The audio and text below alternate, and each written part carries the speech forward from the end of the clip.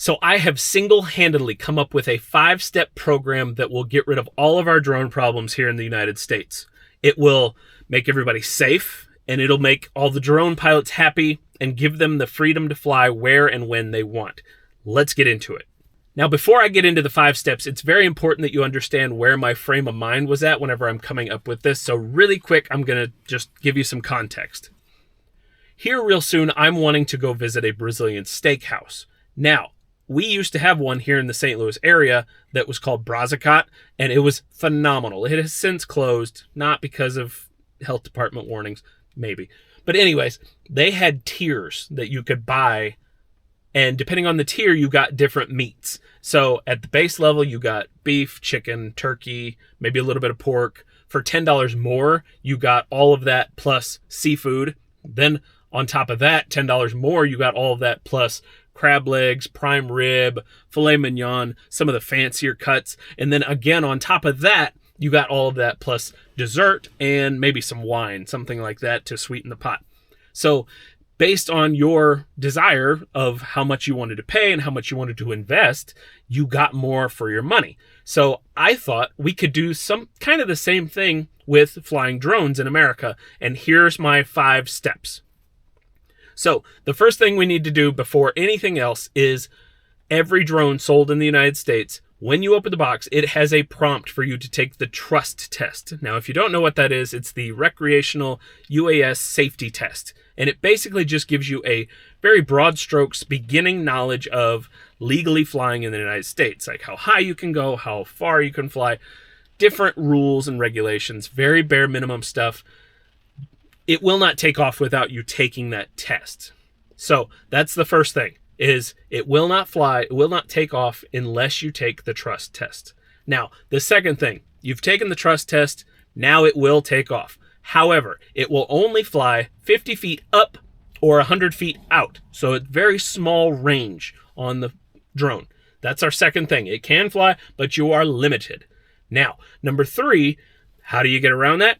You register your drone with the FAA. It costs $5. Lots of people buy the minis and all the small drones so that they can get away from registering their drones. In this day and age, you need to register your drone so that if something happens, we know who you are, and it just protects everybody. So if you want to go further than 50 feet up, 100 feet out, you have to get it registered. Whenever you're registered, it will go up to 400 feet where it is right now, visual line of sight away from you, most of the normal rules that we have today, except for night flying. That's going to require you take your Part 107, which is your commercial license to fly the drone. That's step number 4. With this, you're going to be able to fly at night. You'll take another little special test, another certification rather, and you will be able to fly at night as well as 400 feet, visual line of sight, and then above 400 feet, if you are around an obstacle or you're flying around something that is higher than 400 feet, you can go around it similar to what we have today. So that's step 4. Now, step 5, the creme de la creme, is at your Recurrent, which you have to take once you're Part 107. You have to take the test again every 2 years. It's easy. It's impossible to fail.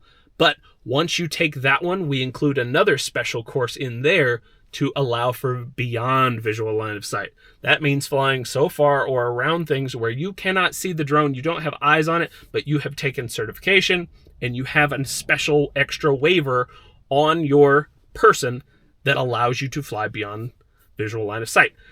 And I think that this is a nice progression, and it's good for those people who they may not want to fly beyond visual line of sight. They may not want to fly at night. They may not even want to fly too far, so 50 and 100 feet away from you is perfectly fine for them. So for those people, they don't even have to register it with the FAA because their drone is only going to go so far. So if that's all they want, maybe it's a kid, maybe it's somebody who doesn't want to walk really far to go get it whenever it crashes, that's perfect for them. Just buy the drone and then take the trust test. You're good. That's all you need. If you want to fly further, register it with the FAA. It takes $5. No big deal.